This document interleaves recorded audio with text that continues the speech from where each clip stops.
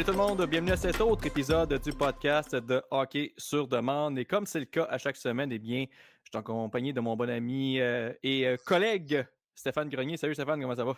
Ça va bien, toi, mon Max? Yes, ça va très bien. Aujourd'hui, on va avoir une entrevue, Stéphane, avec mon collègue et ami Jean-Michel Poulain. Lui qui décrit les matchs du Cool FM avec moi pour la web-diffusion TV LNH. On va parler aussi des équipes qui ont bien fait durant la saison morte dans la LNH. Pas nécessairement ceux-là qui ont le mieux fait, mais moi, plus des choix personnels, des coups de cœur qu'on a eus là, durant la saison morte. Et à la toute fin, je vous réserve le premier starch. Vois-tu, je voulais dire les 3 mois en même temps, puis ça a sorti de même. Le start bench cut. Yes! Et pour commencer ça, pour la première édition de cette saison-ci, ça en est tout un. En tout cas, moi, personnellement, je trouve que ça en est tout un. Là. J'ai hâte d'entendre vos réponses. Je serais très déçu que vous dites votre réponse en 2 secondes parce que je trouve que c'est de la grosse matière à réflexion, tout ça. Mais avant, comme j'ai dit, on a un invité. Évidemment, c'est le descripteur des matchs du Cool FM, aussi au 103.5 Cool FM, mais également sur la plateforme tv.lnh. Mon ami et collègue qui m'a permis de replonger aussi dans le deck hockey, faut-il dire, Jean-Michel Poulain. Salut Jean-Michel, comment ça va?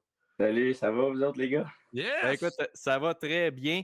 On est à quelques jours, voire quelques semaines là, du début de la saison de la Ligue nord-américaine. Évidemment, qui dit nouvelle saison, dit changement durant la saison morte. Puis s'il y a bien un circuit où il y a beaucoup de changements, c'est bien la Ligue nord-américaine, là, les équipes qui continuent d'ajouter via le repêchage, via la transaction aussi.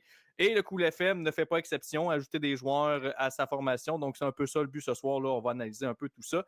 Toi, Jean-Michel, on s'est rencontrés une fois là, pendant le camp d'entraînement, mais toi, tu as vraiment été dans tous les entraînements. Tu as été également au match hors concours là, du côté de Matane. Mais avant d'analyser tout ça, juste voir un peu les départs et les arrivées. Là, quelle est ton analyse là, parmi les changements d'effectifs là, du côté du Cool FM? Là? C'est sûr que la liste d'épicerie était moins grosse cette année que l'année dernière. Là, quand on se remet dans le bain un peu, Kevin Cloutier part, Raphaël Girard part, Yannick Tiffu prend sa retraite, une semi-retraite finalement. Là, il revient quelques semaines plus tard à Laval. On reviendra là-dessus aussi. Par la suite, c'est deux repêchages d'expansion, Québec, Saint-Hyacinthe, Pierre-Luc Veillette, Benjamin Lagarde, Simon Demers, Michael Pellerin. C'est pratiquement la moitié de l'équipe qui partait l'année dernière avec les joueurs de liste aussi. Donc, plus Martin Larivière, Dominique Lapensée. Fait que c'était à recommencer à zéro finalement, cette équipe-là pratiquement. Fait que Kevin Cloutier avait vraiment beaucoup de pain sur la planche. Puis, ils ont fait des additions vraiment majeures. Cédric Montminy, William Leblanc, l'attaque, Gabriel Chabot, ça, c'est sûr que c'est facile de parler de ces joueurs-là parce que c'est 40 points, là, 42 points, 39 qui ont été mis sur le tableau pour les 3. Mais je pensais à ça avant qu'on commence. Le gros du travail a été fait aussi à la défensive, de ramener Simon Demers. Certains pensent qu'on s'est peut-être déshabillé un peu, mais finalement, McCarthy ne s'est jamais présenté là-bas. Donc, c'est Benjamin Lagarde puis Pierre-Luc Veillette contre Simon Demers. Tu me corrigeras, Maxime. J'aime beaucoup Benji, puis j'aime beaucoup Pierre-Luc Veillette, mais je ne sais pas où j'ai mis dans cet alignement-là, même l'année dernière. Là. Non, puis j'ajouterais aussi qu'un gars comme Simon Demers, avec toute son expérience, ça prenait ce défenseur-là dans la brigade là, du côté du Cool FM. Surtout que dans les années passées, malheureusement, la défensive, ça a été un petit peu notre point faible au niveau de la profondeur. Ouais. Si on avait des bons défenseurs, mettons top 4, mais là, dès que tu avais une ou deux blessures ou un gars qui ne pouvait pas un soir donner, on était pris pour pratiquement mettre... Des fois, ça s'est arrivé. On a mis un attaquant en défensive, Kevin Cloutier d'ailleurs, qui a pris la relève une fois de temps en temps en défensive, alors que c'est un attaquant habituellement. Donc, on n'avait vraiment pas cette profondeur-là. Donc, si en plus, on perdait Simon Demers, qui est le défenseur le plus expérimenté du lot, ben, ça aurait fait vraiment mal. Là. Puis, on l'a vu à la pratique qu'on était ensemble. Ouais. Lui, il est déjà en forme mi-saison. Là. Il était très bon dans les matchs intra-équipe. Donc, il a carrément repris là où il a laissé la saison dernière. Là. Capable d'arrêter le meilleur patineur de l'équipe en William Leblanc en échappé 2 fois. Première fois qu'il touche la glace dans du compétitif un peu plus. Là, oui, il joue quand même une fois par semaine avec ses amis à Québec. Mais pour parler de la défensive encore, je ne sais pas si tu te rappelles le match d'ouverture là, à Beauceville. On avait, puis c'est rien à enlever à personne dans cet alignement-là, mais tu avais Louis-Patrice Giguère qui était en uniforme. Jacob Jacques ne devait pas être très, très loin non plus. Tu avais un gars comme Olivier Baudouin qui sortait je ne veux pas dire de nulle part, là, mais qui sortait de loin, que Kevin Cloutier avait trouvé juste avant de commencer. Antoine Gignac aussi, qu'on n'avait jamais vu. Fait que tu avais quatre joueurs dans 6, 4 défenseurs dans tes 6 premiers, dans ton alignement, qui sortaient un peu sans expérience Ligue nord-américaine, East Coast League, très peu junior majeur aussi. Fait qu'après, tu réussis à ramener Dylan Labbé, qui finalement rentre dans l'alignement tranquillement pas vite. Gabriel Bellépetier qui rentre. Après ça, Mathieu Gagnon qui revient. Alexandre Gosselin qui revient aussi tranquillement pas vite. Tous des gars qui connaissent la Ligue, qui ont du talent, qui sont capables de jouer dans cette Ligue-là. C'est sûr qu'après ça, tu rentres un Nathan Larose. Bon, Nathan Larose, c'est 40 points en 25 matchs. Là. Peut-être un petit peu moins que 40. Là. Ma mémoire me fait fausse note, mais bref. Là, tu commences à avoir de la viande autour de l'os. Puis, bon, on sait que la saison était très bonne. On ne fera pas 15 minutes là-dessus. Mais il manquait un peu de profondeur, finalement, dans cette équipe-là. Parce que, tu sais, Nathan Larose est parti à un moment donné. Puis, la charge de travail est revenue sur les épaules de Mathieu Gagnon. Puis après ça, ben, tu sais, c'est pas pour critiquer Bellépetier, c'est pas pour critiquer Adam Pilote non plus, ni Simon Demers, ni Dylan Labbé, mais il manquait un peu de jus, je pense, côté offensif de ces gars-là. La relance était moins bonne un petit peu. Puis c'est ce qui nous a fait mal contre Québec. Le match de trois prolongations, là, je veux dire, Nathan Larose aurait fini par la mettre dedans à un moment donné. On ne se serait pas rendu à 85 tirs, ça, c'est définitif. Oui, puis juste pour couper 30 secondes aussi, tu parlais de volet offensif, mais juste l'avantage numérique, on ne savait même pas qui mettre comme défenseur sur la première vague, pas la deuxième. Sur la première vague, on avait pu ce défenseur-là de la trappe de Nathan Larose. On l'avait en Mathieu Gagnon, mais malheureusement, il n'était pas à 100%, donc il ne peut pas exploiter toutes ses capacités. Donc ça aussi, ça a fait mal pas mal. Et là, on se retrouve que, comme le mentionné, on ne va pas faire analyse match par match de la saison dernière puis les séries. Mais si le Cool FM marque 1 ou 2 buts de plus dans sa série contre Québec en avantage numérique, c'est une autre série complètement différente. Ça a été des matchs hyper serrés. Puis je pense que c'est ça qui a fait mal. C'est qu'on n'a pas été capable d'être opportuniste en avantage numérique parce qu'on n'avait pas ce corps arrière-là. Juste pour faire un parallèle, puis ça va être très boiteux, mais pour les gens qui suivent un petit peu moins la Ligue nord-américaine, vont comprendre un peu l'impact que Nathan Larose a laissé. Là, en fait, le vide qu'il a laissé lorsqu'il est parti. C'est comme si tu prends l'avantage numérique de l'Avalanche Colorado puis tu enlèves Cale Makar. Ouais. C'est carrément ça. C'est le corps arrière en avantage numérique que le Cool FM avait. Puis là, encore là, je ne veux pas dire que Nathan Larose, c'est Cale Makar. Quoi qu'il y ait un style très offensif, mais c'est pas ça le point. Mais c'est vraiment au niveau de l'impact, au niveau de à quel point il était bon pour diriger un avantage numérique et qu'il produisait dans cette facette du jeu-là. Puis on n'avait plus cette option-là. Mais là, je vais te laisser finir, mais je vais te relancer sur une piste parce qu'on a peut-être trouvé justement cette défenseur-là offensif là, pour mener tout ça, mais je vais te laisser finir avec ton analyse. Ben, je m'en allais là justement. Fait que, pour finir, ma liste d'épicerie était beaucoup moins grosse cet été pour Raymond Delarosville et Kevin Cloutier que l'année dernière. Les joueurs, on les avait déjà sur notre liste et on est allé les chercher justement. Ces joueurs-là sont revenus de l'Europe. Un gars comme Xavier Pouliot, sa job, c'est pas de marquer des buts, mais c'est de brasser devant le filet, puis c'est de protéger un peu justement ces jeunes joueurs-là, ces petits joueurs-là très rapides. Je ne dis pas que ça va être Arbor Jacky ni Nicolas Deslauriers, Xavier Pouliot, mais à l'entendre parler, il n'a pas l'air d'avoir peur de personne. C'est sûr qu'il y a des gros bonhommes dans ce ligue-là, là, mais je pense qu'il va être capable d'apporter ce côté robustesse-là qui nous a manqué là, contre Cédric Labrie, Pierre-Cédric Labrie l'année dernière contre Québec. Puis après ça, c'était de la profondeur. J'adore Mathieu Thibault, j'adore Dylan Champagne, mais il faut leur laisser un petit peu de temps pour se développer. J'adore William Breton aussi. Michael Réaume, ça fait mal sur la troisième ligne. Tu rentres un gars comme Loïc Marcotte, qui a quand même été MVP de la Ligue il y a 2 ans. Je veux dire, c'est pas n'importe qui qu'on rentre. Là. C'est un gars qui est capable de faire un point par match et plus, capable de jouer sur le 200 pieds, capable d'apporter une dose de robustesse aussi. Donc, on va chercher un peu un mélange de tout ça. C'est un bon vétéran qui a été capitaine partout où il a passé. Puis tu rentres aussi un Gabriel Proulx, capitaine à Concordia, a une des bonnes saisons avec le Drakkar, avec les Screaming Eagles du Cap-Breton aussi, dans la Ligue junior majeure du Québec. Un bon coup de patin, bon sens sur le 200 pieds. On parle de lui comme un Maxime Lacroix, là, donc très, très bonne addition aussi. Puis l'ajout de dernière minute aussi, c'est Charles-Antoine Paiement que, personnellement, on me l'avait un peu vendu comme bon, mais tu sais, un travaillant, on savait pas trop ce qu'on s'en allait. sais pas si tu te rappelles, Max, là, mais ce gars-là, là, c'est probablement le meilleur coup de patin qu'il y a dans cette équipe-là. Puis ça va être un des meilleurs coups de patin dans la Ligue nord-américaine, Charles-Antoine Paiement. Ben, c'est ce qui a sauté aux yeux dans le match intra-équipe, à quel point que son coup de patin est vraiment fluide. Puis d'ailleurs, à Matane, ça a quand même très bien été son affaire. C'est quoi, c'est 6 points là, dans le match hors concours? Ouais, 2 buts, 4 passes. C'est un match hors concours, évidemment. C'est à prendre et à laisser. C'est à prendre avec un grain de sel Oui, plutôt. Mais quand même, tu vois qu'il y a du potentiel avec lui. Je veux dire, il a quand même fait face à Olivier Roy pendant tout le match. Olivier Roy qui arrivait d'Allemagne, si je ne me trompe pas, avec Rivière-du-Loup. Puis quand ils ont sorti cette signature-là, les 3L, là, c'était deux big shots. Là. C'était la pièce peut-être qui manquait là, aux 3L pour aller chercher cette coupe-là qui ont échappé dans les 2 dernières années. Fait que tu sais, Proulx 4 points, puis cet alignement-là du côté de Saint-Georges, il n'y avait pas beaucoup de vétérans. Là. Il y avait Lacroix, Tremblay, Gagnon, Labbé. Puis à l'attaque, tu sais, Proulx, Paiement était là, mais après ça, c'était Thibault, Champagne. Le reste, c'était pratiquement tous des joueurs qui ont joué Junior 3 avec les Condors dans les dernières années. Jérémy Roy était bon. Xavier Labbé a été bon aussi. Fait que ces deux, Proulx et Paiement vont vraiment être intéressants et utiles dans la prochaine saison. Puis finalement, pour arriver aux joueurs qui vont probablement faire toute la différence pendant plusieurs soirs cette saison, ça va être l'arrivée de Kyle Hardy. Comment décrire Kyle Hardy? À entendre parler tout le monde, c'est Jésus sur la glace, là, mais ça a l'air d'être un mélange de, pour ceux qui connaissent la Ligue américaine, Nathan Larose, donc une tête offensive exceptionnelle, un lancer frappé foudroyant qui est capable de placer un peu partout dans le filet. Un coup de patin aussi fluide que Mathieu Gagnon, puis du chien à la Mathieu Roy.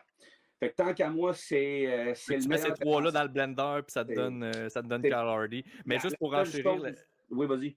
Oui, ben juste pour enrichir là-dessus, là, pour le potentiel offensif, là, il a joué du côté de la France la saison dernière avec Grenoble. D'ailleurs, il a gagné un championnat là-bas. 51 points en 44 matchs. C'est un défenseur, je vous rappelle. C'est pas un attaquant. Donc, il a été très, très, très offensif. Et dans un circuit comme la Ligue nord-américaine, qui est un circuit aussi très offensif, disons qu'il ne devrait pas trop être débaptisé quand il va arriver du côté de Saint-Georges. Surtout si on donne en plus du premier avantage numérique puis des grosses minutes, là, je pense qu'il va être capable de tirer son épingle du jeu. Là. Il a joué contre Maxime Lacroix. Maxime détestait jouer contre lui. Il a joué contre Mathieu Roy. Mathieu Roy détestait jouer contre lui. Mathieu Gagnon détestait jouer contre lui. Frédéric Bergeron détestait jouer contre lui il y a 3 ans, 4 ans en Europe. Fait qu'à un moment donné, si tout le monde me dit qu'il détestait jouer contre lui, ça doit être parce qu'il est bon. La seule chose qui peut peut-être un peu me stresser, c'est qu'il n'est pas gros. Il est massif, là, il est très, très, très en forme, mais c'est pas un gros joueur. Il n'est pas plus grand que Charles Tremblay, à peu près. Là, c'est entre Charles Tremblay et Mathieu Gagnon. C'est pas un gros bonhomme, mais en même temps, il va s'adapter, c'est certain. Puis, il y a quand même une petite adaptation peut-être sur la grosse glace versus la petite glace. Mais encore là, comme les gars me disaient cet été, il est revenu au Québec depuis le début de l'été. Donc, il a joué tout l'été sur les petites glaces. Fait que probablement que la transition devrait bien se faire là, de ce côté-là. Là. Et là, je veux juste te relancer sur une piste parce que tu en as parlé un petit peu tantôt, l'arrivée de Loïc Marcotte. Par contre, cette transaction-là a donné un morceau quand même important, peut-être pas au niveau de l'emplacement dans l'alignement parce que c'est un joueur qui jouait majoritairement sur le 3e trio, mais c'était un joueur qui apportait quelque chose que malheureusement, je regarde l'alignement actuel du Cool FM puis je vois pas qui va être capable de reprendre ce rôle-là. Ah ouais. Et ça, Steph, ça va être un joueur que tu vas aimer parce que c'était, en bon québécois, un mange parce que c'était un gars qui était tout le temps dans la face de ses adversaires. Tu sais, le gars qui est tout le temps, un peu un Maxime Lapierre, tu sais, avec le sourire d'en face, là, qui nargue les autres joueurs, mais que, tu sais, il ne drop pas beaucoup les gains, il fait juste allumer les feux puis il joue dans la tête là, de ses adversaires. Et évidemment, je parle de Maxime Chagnon. Malheureusement, la Ligue nord-américaine, c'est un peu ça aussi, là, les mauvais côtés, c'est que, évidemment, c'est pas un job à temps plein. Donc, tu sais, les joueurs, des fois, ils veulent jouer plus proche de la maison. Puis là, sa conjointe était enceinte de ce que j'ai pu comprendre. Donc, voulait rester plus proche de... en fait, le conseil familial voulait qu'on se rapproche plus de la maison. Ouais. Et c'est pour ça qu'il a été échangé à Saint-Hyacinthe parce qu'il est natif de ce coin-là ou directement de là-bas, si je ne me trompe pas. Là, c'est vraiment de cette place-là. Parce que lui, je suis pas mal sûr qu'il ne voulait pas nécessairement quitter Saint-Georges, mais des fois, il y a des choses hors glace qui font en sorte que des fois, il faut prendre des décisions difficiles, puis ça, c'en est une. Et je pense qu'il va nous manquer du côté de Saint-Georges, un gars comme Maxime Chagnon, qui était non seulement une très bonne personne à l'extérieur de la patinoire, mais sur la glace, là, c'est un gars fatigant à jouer contre. Là. Ah, ce gars-là, c'était un gars qui était jaune et noir pour la vie. Là. Ce gars-là, normalement, aurait passé sa carrière ici, mais oui, comme tu l'as dit, la famille passe en premier. Puis, tu sais, c'est l'ironie du sort. Là, on échange Maxime Chagnon pour Loïc Marcotte, qui lui était à Rivière-du-Loup, voulait se rapprocher de la maison parce qu'il vient de Belleuil, si je ne me trompe pas. Puis il venait d'avoir son premier enfant. Puis là, sa femme, elle a accouché, c'est la semaine passée là, de son deuxième. Fait que il se fait rééchanger pour revenir en Beauce. Ça, on ne l'avait pas calculé, honnêtement. Les gars ne le savaient pas. Fait qu'au début, ça a été un peu stressant, mais finalement, comme il a dit en entrevue, on va y aller une année à la fois. Puis, tu sais, moi, je pense que je vais prendre le pari que Maxime Chagnon, il n'en reste pas 10 ans dans la Ligue nord-américaine. Oui, il va aimer ça à Saint-Hyacinthe, là, je suis certain, c'est proche de la maison, mais je pense pas qu'il reste 10 ans à Maxime. Mais par contre, il va être avec son frère. Là. Ça, c'est une autre histoire. Là. Les deux frères Chagnon ensemble, ça va être les nouveaux frères. Les nouveaux Jack-Eye. Les nouveaux Jack-Eye de la Ligue nord-américaine, ils vont être talents.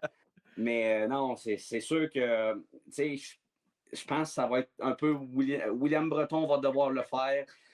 Xavier Pouliot va devoir le faire aussi. Tu sais, Dylan Labbé va être un peu là-dedans aussi. Tu sais, je pense que ça va être collectif, le jeu un peu plus physique qu'on va devoir aller chercher. Mais en même temps, Marcotte ne fera pas ça à tous les soirs comme Chagnon le faisait, mais il est capable d'apporter quand même cette dose de robustesse-là. Puis en même temps, la Ligue nord-américaine a changé. Les Malouins ne sont plus là. Il reste Olivier Mathieu, mais Olivier Mathieu ne se bat pas. Il fait des coups de cochon. Il a essayé de sortir le genou 3 fois à Charles Tremblay à Matane, puis il ne répond pas.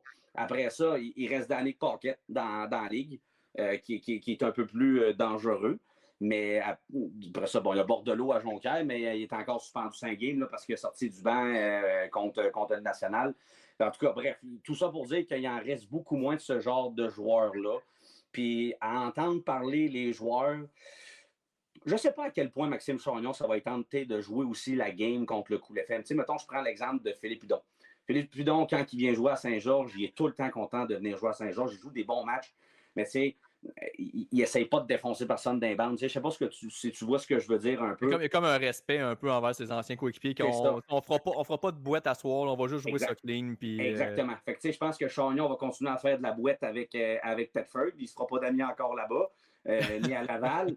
Mais je pense que contre Saint-Georges, on va démontrer du respect mutuel entre les deux. Puis s'il faut qu'on se rende, s'il faut que les joueurs se rendent où ils ont à se rendre, ben ça va être Marcotte ou ça va être Pouliot, un des deux nouveaux là, qui vont se pogner avec Chagnon, parce que j'ai pas l'impression que ça va être les autres qui vont aller brasser avec Chagnon. Donc là, on va y aller avec peut-être un petit, pas un verdict, mais selon toi, comment tu anticipes la saison du Cool FM? Parce que là, la saison dernière, évidemment, on a terminé au premier rang au classement général. Il y a des équipes, évidemment, qui se sont améliorées tout au long de l'été. Est-ce que tu es confiant de revoir cette équipe-là, peut-être pas nécessairement premier, mais au moins dans le top 3, dans le classement final? Je ne sais pas où nous mettre. Je le sais. Puis j'ai pensé à ça tout l'été. Là. Je ne sais pas où nous mettre. Il y a des équipes qui se sont améliorées. Là. Saint-Hyacinthe devrait être top 3, je pense. Thetford, moi, je ne mets jamais Thetford battu. Ils ont changé beaucoup de choses dans leur équipe. C'est dur Sorel vont être encore bons. C'est le même noyau que l'année passée. Rivière-du-Loup, c'est dur d'y mettre loin. Là. C'est 2 finales en 2 ans. C'est que Rivière-du-Loup, c'est un peu, pas ironique, c'est qu'en saison régulière, c'est une équipe qui joue bien, mais on dirait que les victoires ne viennent pas nécessairement. Fait que ils terminent milieu de classement, plus dernière portion. Mais après ça, en série, il y a une switch qui se met à on. On ne sait pas d'où ça vient. Ouais. Et comme tu as dit, c'est 2 finales back-à-back, si je ne me trompe pas, de leur côté. Fait que c'est dur des mettre de côté, comme on dit. Je pense que Laval ils n'ont pas de goaler encore, je m'excuse. Pagliarulo, c'est pas mon préféré personnellement. Thomas Sigouin, je ne sais pas si c'est la solution non plus. Ejov n'est pas signé pour l'instant, mais je pense qu'il y a encore des grosses failles dans cette équipe-là. J'ai pas l'impression que Laval va remonter top 4. Jonquière, il y a des gros points d'interrogation. Vincent Drolet n'est pas encore signé, soit dit en passant. Il n'est toujours pas là-bas. Oui, ils ont rentré le Duc. Ils ont rentré Dave Labrec. Mais il y a des gros points d'interrogation encore à Jonquière. Fait que, le bas, je pense que Laval, Jonquière vont peut-être être dans ce coin-là. Mais il faut que Saint-Georges finisse top 4. Il faut finir top 4, ou sinon ça va être décevant. Je ne veux pas mouiller et dire qu'on va finir premier, deuxième, parce que ça serait mettre de la pression pour rien. Mais on a l'équipe pour se rendre loin, je pense. On a tout l'équipement, mais il faut si on va position par position, juste pour voir un peu où on se situe, devant le filet, je pense que le coup d'effet mise encore sur un des meilleurs, c'est pas le meilleur duo de gardien de but, en Philippe Cadorette là, et Bastien Auger. Sébastien Auger. Les deux gardiens qui ont vraiment très bien fait la saison dernière, puis ils ont mis encore sur ce duo-là. Ouais. Défensivement, ben écoute, je pense que ce qui va faire pencher dans la balance beaucoup, c'est combien de matchs que Carl Hardy va être là. Je pense que c'est ça la grosse question. Parce que, évidemment, s'il est dans l'alignement, ça met tout le monde vraiment dans la bonne chaise. Puis c'est là que cette défensive-là peut être vraiment dangereuse. Les soirs qu'il n'est pas là, ben là, c'est qui va prendre ce step-up-là, ce rôle-là offensif? Est-ce que Mathieu Gagnon peut revenir là, on s'entend la saison dernière, comme on l'a dit, il n'était pas à 100%, il ne pouvait pas tout exploiter ses capacités. Donc, alors que là, 2 ans, c'était tout l'inverse. Là, il avait fait vraiment un gros boom là, dans cette ligue-là. Puis c'est là qu'il s'était vraiment fait son nom. Est-ce qu'il peut retrouver ses lettres de noblesse-là et revenir à ce niveau-là? On va voir dans les prochaines semaines, voire prochains mois. Mais est-ce que tu qualifies cette défensive-là comme étant, encore une fois, pas le point faible, parce que c'est dur à dire, parce qu'évidemment, l'attaque est tellement profonde, il y a tellement de talent devant le filet aussi. Donc, on dirait que par défaut, on a envie de dire que c'est peut-être le point le plus faible de la défensive, mais est-ce que c'est si un point faible que ça, la défensive du Coup d'effet? Moi, j'ai l'impression que si tout le monde est en santé, elle peut rivaliser facilement avec le top 6 de n'importe quelle équipe. Là. Je pense que le problème, c'est qu'on a des défenseurs polyvalents, mais on n'a pas des défenseurs très offensifs. Tu sais, Simon Demers, c'est un défenseur polyvalent, bon sur le 200 pieds, il ne se fera pas prendre. Mais j'ai hâte de voir Billy Pelletier. Moi, je pense que Billy Pelletier, cette année, ça peut être une saison d'éclosion. Il est massif, il a la confiance sur la glace, il est pesant quand il patine, il va frapper fort encore. Je pense qu'il peut vraiment, vraiment être intéressant à Gabriel Billy Pelletier. Alan Caron, ça reste Alan Caron. Ça vieillit bien comme le vin aussi. Dylan Labbé, j'ai trouvé qu'il a vraiment une meilleure saison l'année dernière. Plus impliqué physiquement, a fait sa part de points. J'ai hâte de voir l'évolution aussi de Dylan, parce qu'encore là, tu sais, là, il ne sera pas tout seul pour défendre tout le monde non plus. Il va avoir Xavier Pouliot pour l'aider. Fait que ça aussi, ça vient enlever une petite charge de travail côté robustesse. Puis Alan Caron aussi est capable de se défendre. Puis Billy Pelletier est capable de se défendre. Il l'a fait à plusieurs reprises. Puis après ça, là, Hardy, Gagnon, tu as tes deux défenseurs offensifs. Fait que je suis pas prêt à dire que c'est le maillon faible de l'équipe. Mais je sais pas. Encore là, tu sais, je dis ça, mais tu sais, c'est vraiment juste par défaut, parce que les deux autres positions sont tellement profondes et beaucoup de talent. Puis, tu sais, comme j'ai dit, ce groupe-là, ce groupe de 6-là peut rivaliser avec n'importe quel là, dans la ligue. C'est vraiment pas le point. Je pense pas que c'est une défensive qui est faible. Non. Je dis juste que c'est peut-être la position où elle est peut-être un petit peu plus fragile, comme j'ai dit, en raison de blessures. Ça peut chambouler tellement vite, ce groupe de défenseurs-là, comme on a vu dans les dernières années. Je dirais 1-3. Ouais. 1-3. Si tout va bien, 1, saison correcte, 3, mauvaise saison, 5, 6. Ouais. Je suis d'accord avec ça. Puis à l'attaque, ben écoute, je pense que c'est là où on a le plus de profondeur, surtout avec les additions qu'on a fait. Tu sais, oui, Chagnon est parti, mais tu sais, comme tu as dit, Gab Prou arrive, c'est Charles-Antoine Paiement qui est là aussi, qui, comme j'ai dit, on ne se fiera pas sur un match pré-saison, mais tu sais, même avec ce que j'ai vu aussi pendant le camp d'entraînement, tu vois que le gars va avoir les habiletés pour jouer dans cette ligue-là. Maintenant, est-ce qu'il va faire ça dès sa première année? Peut-être pas, il va avoir une année de transition, mais je pense que le potentiel est là. Gab Prou, même chose. Puis là, en plus, tu vas chercher un Louis Marcotte, un joueur d'expérience. Puis tu sais, il ne faut pas oublier les jeunes aussi. Le Dylan Champagne, deuxième saison dans la Ligue, va prendre plus ses aises. Comme tu as dit, Mathieu Thibault aussi. Xavier Labbé, qui est un joueur qui a brûlé le Junior 3A l'année passée avec les Condors. Là aussi, ça va peut-être être une année de transition. Évidemment, là, les joueurs de début de vingtaine qui font leur marque à leur première année dans la Ligue nord-américaine, il n'y en a vraiment pas beaucoup. Fait que, il ne faut pas non plus mettre trop de pression là-dessus. Mais là aussi, ça en est un que, écoute, pendant le match intra-équipe, il y a des séquences qui a fait des feintes là, qui contournaient des joueurs comme si je ne veux pas manquer de respect en disant que c'est des comptes, ces joueurs-là, mais tu voyais qu'il y avait beaucoup de facilité à déjouer les joueurs puis de se créer des chances de marquer. Maintenant, c'est de faire ça dans un vrai match de l'Union américaine qui va être peut-être un défi. Mais encore là, les habiletés sont là, donc on va lui laisser le temps, mais je pense que le groupe d'attaquants, c'est un des groupes avec la plus belle profondeur que j'ai vu dans les dernières années, je pense. Oh, c'est 100%. Tu es d'accord avec moi, là, mais... Oh, de loin. Tu sais, les 9 premiers, là, tu prends un sac, là, tu brasses, tu tires ça dans les airs, puis toutes les combinaisons sont bonnes. Tu sais, j'ai même pas, excusez-moi de te couper, mais j'ai même pas mentionné le nom de Michael Réaume non plus, qui était aussi une carte cachée, qu'on ne sait pas s'il revient au jeu. écoute, ça va encore ajouter une coche de plus à cette attaque-là. Puis, ça va peut-être mal vieillir. Peut-être que les choses vont bouger dans les prochaines semaines. Honnêtement, j'ai aucune idée ce gars-là fait quoi. Là. Mais Anthony Poulain vient de revenir de l'Europe. Là. Ça en a un autre aussi. Fait que je sais, Michael Raymond, je sais pas ce qu'il fait non plus. J'y ai pas parlé. Les gars savent pas ce qu'il fait non plus. Il a pas pris de décision. Il revient-tu? Il revient pas? Je sais pas. Anthony Poulain, il va-tu partir dans la course? Il va-tu venir ici? Il prend-tu une pause? Je sais pas où est-ce qu'il va aller non plus. Mais si tu rentres ces deux gars-là, deux gars de la place, deux gars qui sont réputés pour être des travailleurs acharnés, mais après ça, là, c'est un autre beau problème. Là, mais comment tu gères tout ça? Il y a des gars qui sont payés pour ça, vous allez me dire, là, mais comment tu gères tout ça après ça? Mais tu n'as jamais trop d'attaquants, puis tu n'as surtout jamais trop de défenseurs dans ce ligue-là. Ben écoute, moi j'aime mieux avoir ce genre de problème-là que tu as trop d'options que de pas en avoir du tout, puis que là tu es mal pris, puis là tu vas signer des joueurs à gauche puis à droite, mais puis des joueurs qui sont pas nécessairement toujours de calibre, que tu sais, tu les prends juste parce qu'ils sont disponibles puis ils peuvent te jouer quelques matchs, mais qu'en temps normal, ça serait pas des réguliers dans la ligue. Fait que non, j'aime mieux avoir ce beau. Puis je suis pas mal sûr que Kevin Cloutier aussi aime mieux avoir ce beau problème-là que de ne pas avoir assez de joueurs puis de devoir amener des options moins envisageables, disons. Fait que là, tu t'es pas mouillé, là? Moi, je pense que le Cool FM, encore une fois, une équipe top pro cette année. Évidemment, tout va dépendre de à quel point qu'on va être plus épargné par les blessures cette année, ou si on va être vraiment dedans encore une fois, ou si, comme j'ai dit, des gars comme Carl Hardy, combien de matchs qu'ils vont jouer.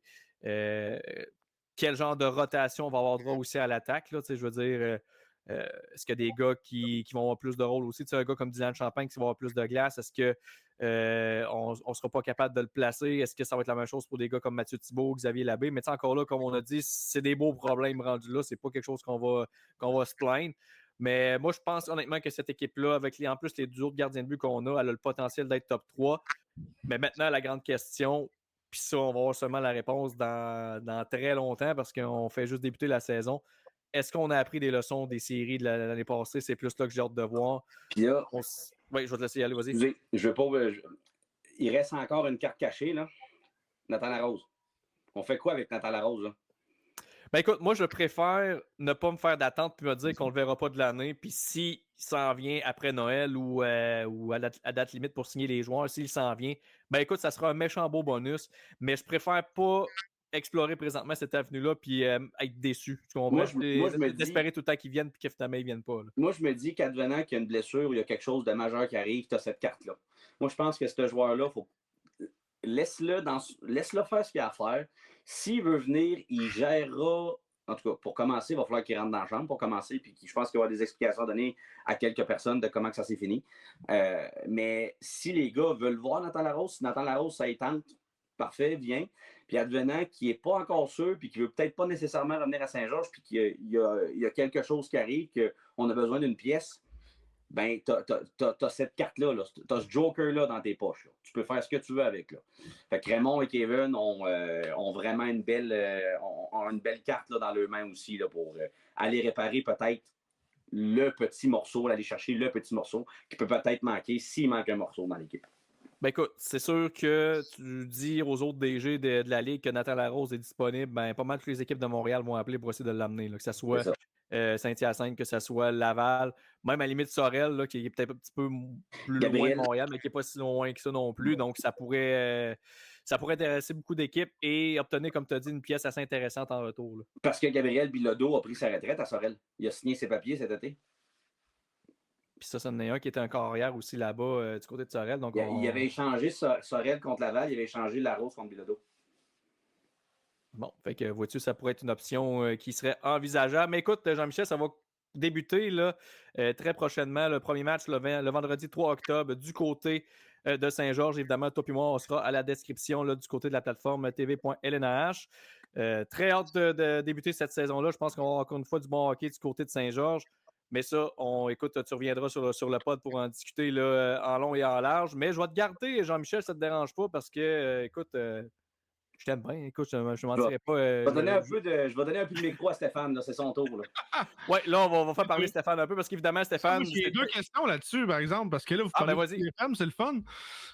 Puis, tu sais, je l'écoutais parler, là, c'est sûr que je connais un petit peu moins la nord-américaine. Il y a quand même 2 événements qui s'en viennent cette année pour la nord-américaine. Oui. on n'en a pas parlé, mais le match à l'extérieur à Trois-Rivières, qui est un gros événement, là, on va aussi jumeler aussi les Patriotes avec les Redbirds de McGill. Ouais. On va acheter aussi 2 cégeps pour le hockey féminin. Donc, c'est quand même un gros événement qui s'en vient. Dans la tasse de thé, on sait que Trois-Rivières attend une équipe junior depuis longtemps. L'Union américaine n'est pas encore établie là non plus. Ils ont essayé, mais ça n'a jamais marché. Exactement. Donc, tu sais, j'ai de là quand même, j'ai de la Mauricie. On sait que c'est une place quand même un peu spéciale pour le hockey. Le critère en vient très large. Mais comment vous voyez ça, cette nouvelle classique-là? C'est le fun de voir les Nord-Américaines évoluent et innovent encore là, cette année avec ça. Veux-tu y aller, Max? Oui, vas-y. C'est toi l'invité, vas-y. Je dirais que ça fait 2 ans qu'on talonne Jesse Girard pour savoir c'est quoi cette histoire-là. On l'avait appris il y a 2 ans au repêchage qu'il y avait quelque chose qui se promenait. Nous, on pensait que c'était au début une classique tournoi 4 équipes. East Coast, probablement Ligue nord-américaine, avec après ça, équipe junior, universitaire. Puis là, il y aurait, mettons, la East PHL qu'on aurait peut-être pensé qu'il aurait pu être là. Ça sonnait vraiment comme ça parce que j'ai entendu des rumeurs qu'il y aurait eu un tournoi qui était censé se faire à la fin de la saison. Finalement, ça n'a pas lieu. En tout cas, de ce que je sais, ça n'a pas lieu. Fait que là, on est arrivé avec ça. Ça a sorti la nouvelle la semaine dernière. Moi, j'ai hâte de voir, premièrement, qui va s'occuper de ça, qui va choisir les joueurs, puis qui va choisir les coachs après ça. Parce que là, on s'entend, là, tout le monde va vouloir que ce soit un peu divisé pareil. Mais en même temps, je me dis 2 défenseurs chaque équipe, à peu près, 2 défenseurs chaque équipe, 2-3 attaquants chaque équipe, puis on devrait être correct. Mais tu sais, ça reste que Bobby Barry va vouloir ses joueurs, Kevin Cloutier va vouloir ses joueurs, je veux dire, Paquette va vouloir. Christian Deschaines va vouloir ses joueurs. Ouais, ça va devenir compliqué, mais ça, c'est de la régie interne, c'est le fun. Après ça, la diffusion, ça va donner une belle visibilité à la Ligue. Ça va être merveilleux, honnêtement. C'est les meilleurs joueurs de cette Ligue-là qui vont jouer contre. Mais en même temps, j'avais parlé à quelques joueurs, moi, pour advenant qu'il y aurait eu un tournoi de fin de saison. Il y en a une couple qui me disait non, moi, mes billets d'avion sont achetés, je m'en vais dans le sud. Là. Il y a comme 2 fins de semaine dans le calendrier là, qu'il n'y a pas rien qui se passe. Là. Il me semble que c'est dans cette fin de semaine-là. Qui va vouloir y aller, par exemple? Puis ils vont-tu être payés? Ça, c'est les 2 questions. On va assister un peu au même fléau que le match des étoiles de la LNH, que les joueurs vont dire « Oh, moi, ça me tente pas, m'en en vacances avec la famille. » Puis finalement, oui, on finit par avoir quand même des très bons joueurs. Là, mais est-ce qu'on va avoir vraiment la crème de la Ligue nord-américaine? Moi aussi, ça, j'ai hâte de voir ça parce que, on le sait, les gars, ils partent la fin de semaine, ils voient pas beaucoup leur famille. Fait que, ces fins de semaine-là où justement il n'y a rien, est-ce que ça va leur tenter vraiment d'aller du côté de Trois-Rivières pour un petit, c'est rien contre Trois-Rivières évidemment, mais juste pour un événement de match des étoiles qui compte pas non plus, il n'y a pas d'enjeu. Est-ce qu'on va vouloir préférer passer du temps avec la famille, ce qui serait super normal aussi. Fait que moi aussi, j'ai hâte de voir comment ça va. Mais l'idée de base, c'est une très belle idée. C'est le fun qu'on implique enfin la Ligue nord-américaine dans des trucs comme ça, parce qu'on dirait que depuis des décennies, la Ligue nord-américaine, c'est le mouton noir des ligues de hockey au Québec. Là. C'est en raison évidemment des réputations qui précèdent, là, mais ce qui est plate, c'est que les gens ont juste pu regarder le produit par la suite puis n'ont pas constaté à quel point ça évolue puis qu'on n'est plus là pantoute. Puis je pense que cette visibilité-là, évidemment, ça ne sera pas un match hyper intense qu'on va se plaquer le long des rampes. Ça va être un peu comme un match des étoiles de la LNH, mais n'empêche que tu regardes ça, les personnes qui sont moins familiers un peu avec la Ligue vont dire « T'as peu, ce gars-là, je l'ai vu junior, ce gars-là, je l'ai vu dans la Ligue américaine, ce gars-là, je l'ai vu dans telle ligue. » Finalement, il y a du bon calibre, il y a des bons joueurs dans cette ligue-là. Ouais, c'est peut-être d'enlever un petit peu l'idée que c'est juste des bagarres encore. C'est plus ça que c'était. C'est plus ça que c'est la nord-américaine depuis au moins un bon 4 ans, 4-5 ans. Puis je trouve le fait que c'est un festival, évidemment, moi j'ai lu là-dessus un petit peu, j'ai une région, on dit que c'est un festival du 28 au 7. On va avoir la coupe de la 55 aussi, là, entre Shawinigan, Victoriaville, Sherbrooke puis Drummondville. Donc je pense qu'englobé, oui, ça peut être quand même un bel événement pour la famille. Tu dis les joueurs ne veulent pas leur famille beaucoup, mais s'ils en amènent tout le monde là-bas avec les enfants puis tout, ça peut être quand même une belle expérience familiale. C'est comme un peu une vitrine que le junior donne déjà. Avec le match étoile, on peut l'avoir une américaine maintenant, c'est intéressant quand même. Très, très bon point, ça, le point de. En tout cas, moi, je peux parler pour l'équipe de Saint-Georges parce que je suis au courant. Je ne sais pas comment les autres équipes traitent leurs joueurs, mais Saint-Georges, c'est certain que les joueurs qui vont être invités là-bas, il y a quelqu'un qui va payer une chambre d'hôtel aux joueurs pour que leur famille vienne. Je ne connais pas les ressources de tout le monde, mais c'est clair que l'organisation du Cool FM, si leur joueur leur dit hey, « Ma famille, peux-tu venir? » puis que l'organisation de la classique ne paye pas, ben, le Cool FM, c'est sûr qu'ils vont aller dédommager leurs joueurs. Là. J'en suis convaincu. Puis en même temps, je suis pas mal convaincu que la classique, en même temps, c'est réserver des fonds pour dire aux gars, hey, écoutez, on va vous donner une chambre là, pour la fin de semaine, puis vous viendrez avec vos familles, parce que le but, c'est d'avoir les meilleurs joueurs. Je veux dire, avoir un Antoine Fortin qui était avec les Blackhawks de Chicago il y a 2 ans, Kyle Hardy, 14 saisons en Europe, Cédric Montminier, l'ancien capitaine des Lions, qui était à Trois-Rivières. C'est sûr que c'est juste gagnant pour, oui, la Ligue nord-américaine, mais pour l'événement en général. Là. Ouais, le hockey en général, je suis d'accord avec vous autres. Puis l'autre chose que je vais parler, les boys, puis ça a été annoncé là, le 18, le lendemain d'annonce pour la classique, c'est le fameux 2 contre 2 en overtime. Je voulais aller là. Je voulais y aller là. Écoute, ça l'innove, et encore une fois, je trouve ça incroyable. C'est Leonard Remigan qui fait ça. J'ai écouté l'entrevue à BPM Sport du directeur de la Ligue. Qui manquait de voix cette journée-là, malheureusement, mais j'ai vraiment aimé l'idée de 3 contre 3, 5 minutes, après ça, on va à 2 contre 2, 5 minutes de temps jusqu'à temps qu'il y ait un vainqueur. Ça innove, ça va donner vraiment beaucoup de place sur la glace à ces joueurs-là. Puis écoute, les joueurs de talent vont voir la vague, mais à 3 contre 3, on le voit déjà en national. On met souvent un défenseur offensif avec 2 joueurs. Là, on va être 2 contre 2. On sentait à la petite école, dans la cour après l'école, on fait des 2 contre 2 avec nos chums. J'ai vraiment hâte de voir comment on va implanter ça avec le système de prolongation, mais je trouve ça cool, honnêtement, que c'est vraiment Leonard Remigan qui invente ça ou qui arrive avec ça. Puis on semble être vraiment sur une bonne longueur d'onde, que tout le monde est d'accord avec ça. Moi, j'ai hâte de voir, par exemple, parce que, puis j'en ai glissé un mot à Jean-Michel, on se textait par rapport à ça, puis on avait un petit peu des différents. Moi, j'ai hâte de voir ça parce que oui, sur papier, ça a l'air le fun, mais moi, j'ai le feeling que ça va faire un petit peu contre le 3 contre 3 qu'on a vu dans la LNH. Au début, qu'est-ce que tu as dit? Tu n'auras pas le droit parce que j'ai appris des choses en fin de semaine. Ah! Oh. Non, mais attends, laisse-moi exposer mon idée parce que je sais que, évidemment, ce qu'on n'a pas mentionné, c'est qu'avec ce règlement-là, les équipes ne peuvent pas retourner en zone. En fait, ne peuvent pas dépasser la ligne rouge derrière. Donc, on peut pas. On voyait le Canadien au début, c'est sûr qu'on a vraiment commencé ça, qu'on prenait la rondelle, là, on n'avait pas ce qu'on voyait, on retournait quasiment jusqu'à la ligne bleue pour commencer. Mais le point où que je veux mentionner, c'est qu'au début, 3 contre 3, là, je ne sais pas si vous vous rappelez, messieurs, quand les premiers matchs là, qu'on a vus de 3 contre 3, quand ça a sorti cette règle-là, écoute, c'était de la contre-attaque à barreux, c'était des 2 contre. On se distribuait des 2 contre 1 comme des bonbons à l'Halloween. Puis c'était ça qui était excitant, c'est qu'il y avait tout le temps de relance, puis on attaquait le filet. Là, les équipes se sont mis justement à s'adapter, à essayer de trouver d'autres stratégies. Et là, puis on l'a vu encore une fois, je regardais la prolongation entre le Canadien et les Pingouins dans le match hors concours il y a quelques jours. C'était plate à mort, à part 2 arrêts qu'il y a eu, là, un de chaque bord, mais à part de ça, c'était plate. Là. On ramasse la rondelle, on vironne un peu. Là, on n'aime pas ce qu'on voit, on la passe à un autre gars. L'autre gars vironne un peu. Tu sais, les équipes se sont adaptées. Puis c'est ça que j'ai hâte de voir avec le 2 contre 2. Je pense qu'au début, ça va être hyper spectaculaire. Je pense que là, les équipes, vu que jamais on n'a jamais vraiment joué cette facette du jeu-là, fait que là, ça va être un peu le Far West comme qu'on a vu au début du 3 contre 3, que là, ça va être, on va perdre des rondelles, puis ça va être des échappées à barreux. Mais j'ai comme l'impression que là, après ça, les équipes vont trouver d'autres stratégies. Quitte à pas nécessairement retourner, évidemment, ils n'ont pas le droit, mais tu sais, la zone offensive est quand même, à 2 contre 2 est quand même très grosse, la zone offensive. Fait que rien n'empêche de vironner, aller à un cercle, faire le tour du but, sortir l'autre bord, monter à la bleue, refaire le tour. Ah, j'aime pas ce que je vois, on vire de bord, on continue. J'ai comme l'impression qu'on va trouver une façon de s'adapter, puis que là, après ça, ça va devenir plate.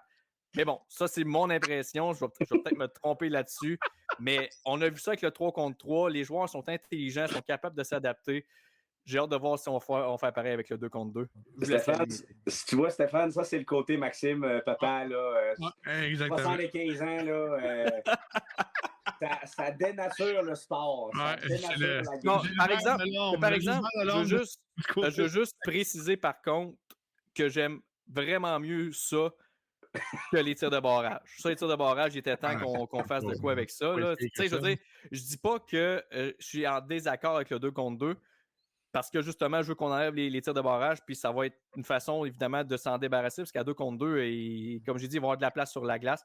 Je dis juste que je pense qu'au début, ça va être le fun, mais que lorsque les équipes vont décider de s'adapter puis trouver des stratégies, ben ça va être un peu le même feeling que le 3 contre 3, qui, évidemment, je déteste pas le 3 contre 3, je trouve juste que ça a perdu son lustre un petit peu. Ah ouais, il y a monsieur, quelques années. excuse. Ah ouais, monsieur. Il sent le besoin de se défendre sur le 3 contre 3. Mais là, je vous laisse y aller, allez-y. Moi, je tiens juste à dire qu'entre Laval et Rivière-du-Loup, ça a pris 6 secondes contre un but, puis après ça, c'était réglé. C'était fini. Après ça, nous, Rivière-du-Loup contre Saint-Georges, là, tu sais, 3 contre 3, c'est qu'il y a une façon de défendre ça parce que tu as toujours quand même un joueur qui est en haut à ligne bleue, qui est capable de faire un back-check pour essayer de couper puis que ce soit au pire des pires un 2 contre 1. Un 2 contre 2, là, tu tires une rondelle dans le baby tree puis que le bounce, c'est pas bon, là, t'es mort. T'es fait. Ouais, t'es mort. Puis c'est exactement ça qui est arrivé entre Saint-Georges et Rivière-du-Loup. Il y a eu des bouncing pucks ici et là. À un moment donné, Gabriel Proulx est à mise en jeu. C'est niaiseux, là. Il gagne la mise en jeu, mais il échappe son bâton. Fait que là, Charles-Antoine Paiement n'est pas capable d'aller chercher la rondelle. Ça donne un 2 contre 0. Parce qu'en plus, le joueur de Rivière-du-Loup, il pousse le bâton de Gabriel Proulx. Fait que c'est un 2 contre 0 complet. J'ai fait ça au deck, j'ai eu un 2 pour ça, moi. Fait que c'est complètement fou, honnêtement. Puis, il y a une chose que les coachs vont faire, c'est sûr, ils vont enlever leur goaler pour faire des 3 contre 2. Tu penses? C'est sûr que oui. Parce que t'as pas... Et ça serait ballsy pas mal de faire ça, par exemple. Écoute, on le fera peut-être pas à la première game de l'année. Non. Mais ça, j'aimerais ça, par exemple, voir game préparatoire à Matane. Puis la vidéo est sur le Facebook du Cool FM, si vous voulez. Game préparatoire, il reste 1 minute et demie à peu près. On a le contrôle de la rondelle. Charles-Antoine Paiement est là avec Gabriel Chapotte. Il contrôle la rondelle. Ils ont étourdi les deux joueurs de Rivière-du-Loup. Kevin Cloutier a collé son goaler. Charles Tremblay est rentré. Ils ne l'ont jamais vu comme une pin. Une belle petite passe à sa palette. Il a déjoué le gardien. Ça a été terminé. Bonsoir, bonsoir. Le but s'est marqué. Ça a pris. Puis tu as vu dans le visage des joueurs et du coach de Rivière-du-Loup, là, la face leur a tombé. Sauf que, par contre, ce que j'ai su, c'est que si tu retires ton gardien de but, tu perds la rondelle puis que l'autre équipe compte, tu perds ton point. Oh! Ça, c'est intéressant, par exemple.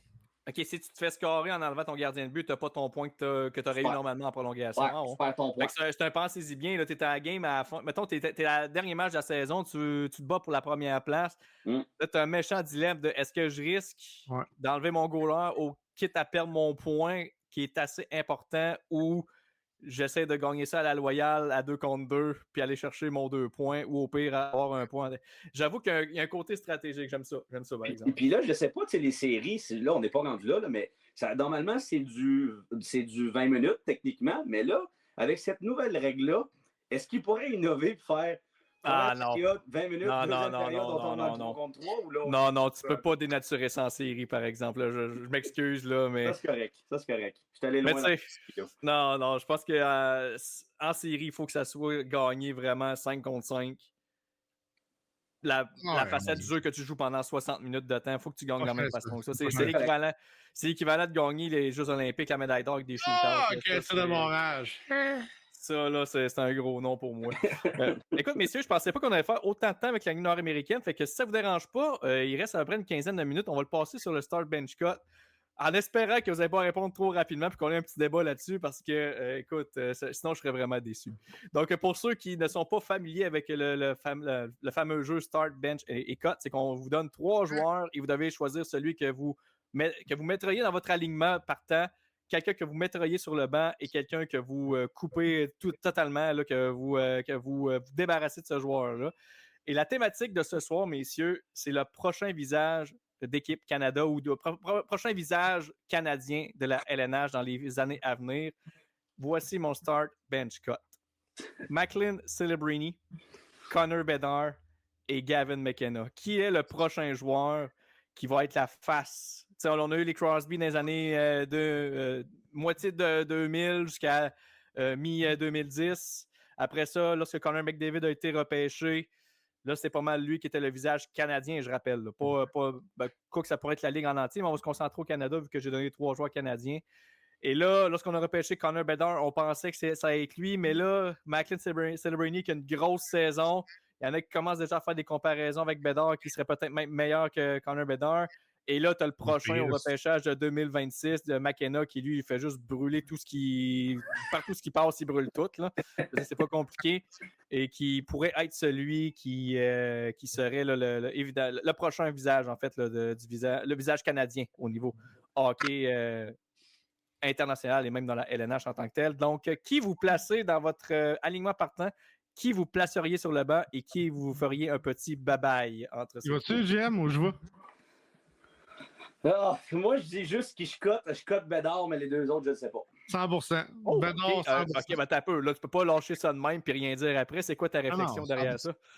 J'ai trop lu de commentaires sur l'attitude de Bédard. Je lis aussi beaucoup sur Celebrini que c'est Crosby, le prochain Crosby. Fait que dans ma tête, c'est... Je sais pas, mais en même temps, là, Bédard est pris dans un club de poche, les gars, là. Ben, écoute, il y a rien autour, là. Ben, Chicago, c'est pas compliqué. Ils se sont déshabillés pour aller chercher Bédard, mais ils ont oublié de se rhabiller après. C'est ça le problème. Rien, là. Ah, ils ont tellement rien. Là. Puis, le Celebrini est déjà mieux parti. Les Sharks ont fait des meilleurs moves. Honnêtement, je souhaite vraiment que je souhaite que Given soit avec les Pingouins là, pour finir avec Crosby, parce que Crosby n'ira pas à Montréal. Mais en même temps, je souhaite à Bédard qui vienne avec lui pour vrai, là, parce que c'est triste, là. C'est terrible comment c'est ça. Mais sais-tu qu'est-ce qui est le plus triste là-dessus? C'est que Chicago aurait tellement pu régler ce problème-là rapidement. Repêchage de 2024, ils ont le deuxième choix au total. Ils ont un certain Ivan Demidov là, qui est juste là. Il demande juste ça, être repêché, puis d'avoir le one-two punch qu'on avait, comme dans le temps avec les Taves et Kane au début. Et on va chercher un défenseur sans couleur, sans odeur. Deuxième. Puis tu sais, je dis pas qu'il sera pas bon à Artem Levchunov, mais c'est clairement pas un Kiel McCarr que normalement, c'est ce genre de défenseur-là que tu repêches au deuxième rang. C'est un peu comme le Canadien avec Rainbacker là, au cinquième rang. Je veux dire, tu repêches un bon défenseur, mais aussi, là. C'est pas le défenseur. Ouais, mais ça, ouais, là, non. Brady, ouais. On ira pas là, s'il vous plaît. Je ne veux pas me rappeler de cette bourde-là. Mais tu sais, tu repêches. Mais tu sais, mon point, c'est que tu repêches des Midov du côté de Chicago. Tu les as les deux cette année. Écoute, t'as pas le club pour aller en série, mais t'as du stock le fun en maudit. Tu sais, côté pour 20 ans, là. Ben, c'est ça le problème. C'est que là, je pense que ça va tellement prendre de temps pour rebâtir cette équipe-là que j'ai comme l'impression qu'on va peut-être brûler les meilleures années de Bédard puis que, tu sais, il va être encore bon à 27, 28, 29 ans. Partir. Moi, je pense qu'il va partir. Je suis d'accord. C'est pas impossible non plus. C'est pas impossible non plus. Moi, je pense que... Puis Bédard, c'est mon cote, moi aussi, puis c'est facile. Pourquoi? Parce que je vois pas dans les 5 prochaines années comment il peut être un des top 10 dans la ligue. Je le vois pas. Il y a trop de bons joueurs ailleurs, il y a trop de bonnes équipes ailleurs, il y a trop de joueurs qui vont émerger. Celebrini, pour moi, ça va être un excellent two-way. Ça va être un gars qui va être bon sur 200 pieds, mais qui va être un leader dans son équipe. Est-ce qu'il va avoir la chance d'avoir un joueur comme Crosby avec Malkin? Je ne le sais pas. Mais s'il peut faire un 100 points par année, il va être bon. Gavin McKenna brûle tout ce qu'il fait, mais c'est le talent naturel que ce gars-là a. C'est McDavid en 2026. C'est ça qu'on a présentement. Fait que je pense que si la boule de cristal, on l'a devant nous autres puis on le souhaite, je pense que McKenna a plus les reins solides pour aller faire plus. Encore une fois, ça dépend de ce qu'il va faire avec quelle équipe. Mais imaginez-vous, c'est une équipe comme les Pingouins vont le chercher. Il va être avec Crosby pour au moins 2 ou 3 ans. Ça va faire changer toute la différence, moi, je pense, de ce côté-là. Donc, on sait que les Pingouins vont tanker. Là. On le voit avec ce qui s'en vient présentement. Est-ce que ça va être encore Buffalo? J'espère que non. Non. Des joueurs à la nationale. Et je vois pas comment que les autres. Est-ce que les Ducks vont être mauvais cette année? Est-ce que ça va être encore les Sharks? Écoutez, si les Sharks réussissent à gagner en plus, puis ils ont McKenna et Celebrini, ça serait fou raide. Mais moi, je pense qu'au niveau à long terme, là, je pense que Gavin McKenna serait sur mon starter, Celebrini sur mon deuxième, puis malheureusement, Bédard. Moi aussi, j'ai entendu trop de niaiseries. L'affaire aussi avec Corey Perry. Ouais. Tout ce qui se passe avec l'environnement présentement des Blackhawks, c'est malheureusement, c'est rien de positif. Puis on dirait que l'organisation, malheureusement, va nulle part. Fait que j'ai l'impression qu'on va perdre 5 ans pour rien pour lui. Là, je veux juste dévier un petit peu parce que là, on commence à parler un peu de quelle équipe pourrait ramasser McKenna et tout ça. On parlait de Bédard qui pourrait s'en aller, mais si jamais les Blackhawks repêchent McKenna, ça change-tu la donne? Ça change la donne, là. Non, c'est sûr. Mais je pense qu'encore une fois, McKenna va être supérieur à Bédard. Oui, c'est ce que je pense. Mais on parlait que... Oui, vas-y, excuse. Excusez de vous couper, là, OK? Mais là, advenant, OK, que Chicago ramasse ce gars-là, puis que McDavid ne décide pas encore où ce qu'il signe, est-ce qu'il pourrait être tenté d'aller à Chicago? Non. Oh, Oublie ça. je pense que ça va être. Moi, j'ai comme l'impression que McDavid, s'il a le choix, il va aller à Toronto. Il va retourner à la maison. Toronto, tu penses? Jamais. Moi, je pense qu'il pourrait. Surtout qu'en plus, là, on a commencé à faire un petit peu le ménage du côté de Toronto. Là. On en reparlera dans les prochains podcasts. Là, mais je pense qu'il était temps qu'on brise ce four core-là. Mais. Matthews, as-tu l'air triste d'être tout seul là-bas? Hein? Il a pas l'air heureux. Ben pourtant, il n'était pas si tout seul que ça. C'est juste qu'il. Non, mais on dirait que là, en série, dans ses entrevues de Matthews, Austin Matthews, là, dans ses entrevues, là, il dit. Il dit. C'est quoi qu'il a dit? Donc, je pense qu'il a dit aux journalistes, hey, il reste 2-3 semaines avant que le camp d'entraînement va être fini, puis après ça, vous ne pourrez plus me parler de Marner. Là. Comme si les journalistes vont arrêter de parler de Mitch Marner. Là. Bon, fait que là, si on revient sur le. Marner va le manger dans les points cette année. Ouais. Là, je veux dire, c'est plate à dire, mais c'est un peu un Patrick Laine pour moi. Là. C'est un bon joueur, c'est un bon capitaine, j'ai aucune idée. Mais j'ai l'impression que si du côté de Toronto, on va avoir McDavid, on va vraiment l'échanger pour lui. Je sais, en tout cas, si on est capable de faire le mot, on va le faire. Là. Fait que là, si on revient sur le droit chemin, donc toi, Steph, t'as dit tu cotes Bédard, tu mettrais Celebrini starter sur ton banc, puis McKenna starter. Toi, Jean-Michel, ton quart final, même chose? Pas le choix de dire la même affaire. Ben écoute, je pense que je vais suivre moi aussi. J'ai pas le choix. C'est facile. C'est légitime, là, parce qu'on sait le talent que McKenna a présentement. Mais on sait aussi la vitesse de starter, puis il l'a jamais joué dans la ligue encore. C'est pas grave, c'est l'effet d'exécution. On les a tous vus, ces joueurs-là, jouer. Là. Crosby, moi, je suis plus vieux que vous autres, je l'ai vu jouer junior. Mais c'est tous des gars qui avaient une exécution incroyable. McDavid, la même affaire. Bédard était très bon, mais c'était pas un gars qui avait une vitesse aussi forte au hockey. Puis Celebrini va apprendre avec les bons joueurs. Juste le fait que Celebrini, présentement, que Crosby milite pour qu'il soit avec l'équipe olympique. Déjà là, il y a une longueur d'avance sur Bédard. Personne parle de Bédard, man! Je veux dire, Crosby parle jamais de Bédard, McDavid parle jamais de Bédard, puis pourtant, c'était supposé être le prochain pain tranché. Là. Donc, tu sais, oui, c'est plate ce qui se passe avec lui, oui, c'est plate ce qui a atterri. Malheureusement, c'est le même national. Tu as des joueurs qui arrivent avec des équipes qui sont vraiment pourrites, comme les Pingouins en v'là 20 ans, puis que la concession change complètement avec un certain joueur dans Mick Crosby. Il y en a. McDavid, c'est la même chose avec les Oilers. Les Oilers, ça allait nulle part, 7-8 ans. C'était une équipe de merde. Puis là, présentement, ils font les séries, ils font les finales, ils gagnent pas. Mais c'est parce qu'ils n'ont pas de gardien de but. C'est difficile. On est au Canada, il y a plein de circonstances. Mais regarde les Pingouins, on a gagné 3 coupes cette année, mais pas de suite. Donc, ça a été quand même compliqué. Il a fallu faire la reconstruction dans ce côté-là. Mais honnêtement, on prend nos jumelles, les 3, là, les Blackhawks, on n'a aucune idée quand ils vont être bons. Là. On repêche mal, on monte pas les. Ça fait penser aux Canadiens des années 2005-2006 où on repêchait puis il n'y avait rien qui restait à Montréal. Là. Ça fait penser un peu à ça. C'est la gestion des Blackhawks aussi. Puis tu sais, ce que peut-être les gens vont peut-être pas penser non plus, c'est que Joe Thornton est encore dans l'organisation des Sharks. Puis les Blackhawks, personne ne veut être autour. Taves est plus là, Kane est parti. Kate n'est pas là. J'écoutais Corey Crawford au 98.5 à Montréal. Il n'est pas aux alentours des Blackhawks. Il n'y a personne des grands des Blackhawks qui sont aux alentours, qui sont restés. Fait que ça ne me donne pas une bonne impression non plus. Là. En même temps, il faut être surpris avec tout ce qui sort sur les Blackhawks. On parle on ramène des trucs, le dossier Carl Beach qui n'a pas aidé. Il y a eu d'autres, je pense qu'il y a d'autres trucs qui ont sorti récemment aussi, qu'il y avait d'autres allégations là, dans cette équipe-là qui sont sorties aussi. Après ça, Joel Quenneville, qui est un autre aussi qui ça a fait couler de l'encre aussi. Fait qu'en même temps, est-ce que tu veux vraiment rester autour de cette organisation-là? On dirait que tout est parti tout croche avec cette équipe-là depuis quelques années. Puis malheureusement, comme j'ai dit, là, on s'est déshabillé pour aller ramasser Bédard, c'est bien le fun. Mais bonne chance à ce temps pour bâtir ce club-là. Parce que, écoute, on parle encore d'un bon. Avant que cette équipe-là soit aspirante aux grands honneurs, on parle encore de bons 5, 6, 7 ans facile, d'après moi, le temps qu'on aille chercher les morceaux qui se développent et tout ça. Kyle Davidson a de la job à faire. Puis en plus, il n'est même pas reconnu en tant que DG dans la rue par un intervieweur. Donc, ça l'aide pas. Là. Comme je te dis, ça fait penser, puis j'aime ce que Jean-Michel a dit, là, les Sabres de Buffalo, c'est une affaire qui revient, c'est un cycle à tous les 8 ans qui ne finit plus. Puis on espère juste que ça finisse du côté des Blackhawks, mais on en a, comme tu dis, Max, pour au moins 7-8 ans avant nous autres, là, facile avant qu'on soit à quelque part, là, vraiment. Là. Ben écoute, je vous en pose une petite rapide. Là. Je te l'avais déjà mentionné, Stéphane, mais je veux l'avis de Jean-Michel là-dessus pour un petit Star Bench Cut bonus. Toujours au niveau canadien. Crosby, McKinnon, McDavid. Aujourd'hui, Mettons, dans l'ensemble, mettons. tout le monde dans leur prime? Ouais, mettons. On va y aller comme ça. Et... Sid est toujours premier. Tu peux pas, avec tout ce qu'il a fait, tout ce qu'il a gagné, avec tout le monde, il a fait trop produire de mauvais joueurs. Pascal Dupuis, c'est pas mauvais joueur. Ça, je pense que ce serait la fierté sur son CV, c'est d'avoir fait produire des gars comme...